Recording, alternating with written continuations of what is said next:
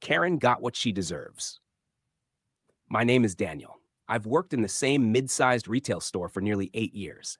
And in that time, I've dealt with just about every kind of customer you can imagine: sweet old ladies who make your day, frantic parents juggling toddlers and groceries, quiet regulars who just want their stuff and to be left alone, and the occasional troublemaker. But if there's one type of customer that every employee dreads, it's the entitled type. You know the kind. The ones who walk in thinking the world owes them everything, who treat you like dirt because they believe your uniform makes you beneath them. And of all the entitled customers I've ever dealt with, none stood out more than Karen. Now, I know Karen has become a stereotype, a meme, almost a caricature. But this woman was the embodiment of every single thing people complain about when they use that word: loud, obnoxious, rude, demanding, always convinced she was the smartest person in the room, and constantly looking for ways to bend rules to benefit herself. For years, Karen terrorized our store. She wasn't just an occasional difficult customer, she was a recurring nightmare. Every week, without fail, she showed up, and every week she left at least one of us employees on the verge of tears or fury. This is the story of how she finally got what she deserved. The first time I encountered her, I was still relatively new at the job.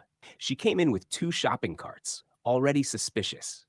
She strutted through the aisles like she owned the place, barking at employees, demanding discounts, and acting like everything in the store was beneath her. When she finally reached checkout, she had stacked her cart with random items, half of which were on clearance. She shoved her cart toward me with a smug smile. "I'll be needing the manager's discount today," she said, as if it were a normal request. "Excuse me?" I asked, thinking I'd misheard. She rolled her eyes. "The manager's discount. I get it every time. Don't tell me you don't know." Of course, there was no such thing as a manager's discount for random customers. But she insisted. When I told her I couldn't apply anything like that, she demanded to see my manager. My manager at the time, Lisa, was a kind-hearted woman who hated confrontation. She ended up giving Karen a 10% discount just to get rid of her. That was the first of many times Karen bullied her way into discounts, freebies, and special treatment.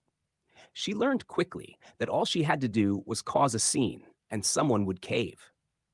Over the years, her antics escalated. She'd accidentally open packages and then demand a discount for the damaged product. She'd fill her cart with expired coupons and insist we accept them. She once tried to return a blender she claimed was broken, even though it had clearly been used for months, and came back covered in dried food. And heaven help the poor cashier who dared to tell her no. Karen was infamous not just among employees, but even among customers. People recognized her. They'd sigh when they saw her coming, and sometimes even abandon the checkout line to avoid being stuck behind her. Still, nothing ever seemed to happen to her. Corporate was too afraid of complaints to ban her. Managers were too exhausted to fight her. Employees just learned to grit their teeth and get through it. But me? I wasn't going to let her keep winning forever. My personal breaking point with Karen came one Saturday afternoon.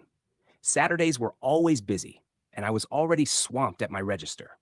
Karen showed up with her usual two carts, stacked with overpriced items and random clearance junk she clearly didn't need. She shoved her way into the line, cutting in front of two other customers. When they protested, she snapped, "I'm a preferred customer. You'll wait your turn." Nobody said anything after that, but the anger was palpable. When she finally reached me, she unloaded her items and tossed a pile of coupons on the counter. Most were expired, some were photocopies, and at least two were clearly for other stores. "I need all of these applied," she said. "I'm sorry, ma'am," I said calmly. "Most of these aren't valid." She narrowed her eyes at me. "Don't start. I've had them applied before." I stood my ground. "We can only take valid coupons. These are expired, and this one is for a different store." Her face turned red. "Get me, your manager." By then, I'd had enough. Lisa wasn't working that day, and the manager on duty, Greg, was stricter. He came over, listened, and backed me up. That set Karen off. She started yelling loud enough for the whole store to hear.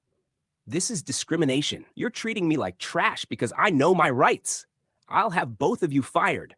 Security had to be called to escort her out. But as she left, she pointed right at me. "You'll regret this. You'll be out of here before I'm done. For the rest of the day, I was shaking with anger. For years, she'd gotten away with abusing people, and now she was threatening me personally. Something in me snapped. I decided Karen was finally going to get what she deserved. The first step was simple. I needed to know more about her. All I really knew was that she came in almost every week, usually around the same time, always with her coupons and scams. So I started observing her carefully. I noted what she bought, how she behaved, what patterns she followed. I noticed she always paid with the same credit card, which meant I had her full name from receipts. That opened the door. Outside of work, I began searching online. Social media, local forums, community boards. You'd be surprised how much you can find about someone when they love to brag. And oh, Karen loved to brag. She had a Facebook page full of self-congratulations. Photos of her new handbags, her amazing deals, her shopping hauls. She even bragged about scamming stores, posting about how she tricked the cashier into honoring expired coupons, or how she got a free blender because the manager didn't want to argue. I also discovered something else. Karen was on her neighborhood HOA board, and not just a member, she was the president. She posted constantly about how she was cleaning up her neighborhood, holding people accountable, and making sure standards were upheld. It didn't take long to find posts from her neighbors complaining about her. She fined people for minor infractions, reported them for petty things, and made herself hated. This gave me an idea. Revenge had to be satisfying, but it also had to be smart. I wasn't about to do anything illegal or put my job at risk. Instead, I was going to use Karen's own arrogance against her. At work, I began keeping detailed notes about every one of her visits, what she bought, what coupons she tried, how she behaved. I encouraged other employees to do the same.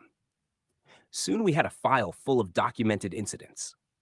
Outside of work, I kept an eye on her social media. I screenshotted every post where she bragged about scamming stores. I also joined her neighborhood Facebook group, where I saw countless posts from frustrated neighbors. Then came the golden opportunity. Karen bragged online about buying bulk items at our store and reselling them for a profit through garage sales and local swaps. That was a violation of store policy. She was openly admitting to fraud. I quietly compiled everything. Screenshots of her bragging about scams, records of her expired coupons, notes about her abusive behavior, her reselling scheme. When I had it all neatly organized, I sent it to corporate, not anonymously, under my own name. At first, I wasn't sure if they'd care, but a week later, I got called into the office. The regional manager was there, along with corporate loss prevention. They were furious, not at me, but at her. Turns out, Karen had been flagged in their system before, but nobody had ever put all the pieces together. My documentation gave them exactly what they needed. They banned her. The next Saturday, Karen showed up as usual, 2 carts loaded with junk. But this time, when she tried to check out, security stopped her. "I'm sorry, ma'am," the guard said. "You're not allowed to shop here anymore." The look on her face was priceless. She shrieked, demanded a manager, and even tried to push past the guard. But the manager on duty, Greg, was firm. He handed her a letter from corporate explaining she was permanently banned for policy violations and abusive behavior. She caused such a scene that mall security had to escort her out. Customers actually applauded. But it didn't stop there. Remember her HOA? Well, all those neighbors she'd bullied finally had ammunition. Someone, definitely not me, of course, leaked screenshots of her bragging about scams to the HOA Facebook group. Her neighbors used it to push her out as president, saying she wasn't fit to lead. Within a month, Karen lost her shopping playground and her HOA throne. Word spread fast, and her reputation tanked. The woman who had strutted around acting untouchable suddenly became a pariah. The next time I saw her was months later at a different store. She spotted me and quickly turned away, face red. She didn't say a word. For the first time in years, Karen had finally been put in her place. And it was glorious. People often ask me if it was worth it. After all, Karen was just one customer, and she wasn't physically dangerous. But here's the thing. People like her thrive when nobody pushes back. She made countless employees miserable, wasted company resources, and bullied her neighbors, all because she thought she could get away with it. Taking her down wasn't just about me. It was about everyone she had hurt over the years. And when she finally got what she deserved, it wasn't just satisfying, it was justice. Karen thought she was unstoppable, but in the end, her arrogance was her downfall. And I don't regret a single thing. Like and subscribe. Share if this happened to you or someone you know.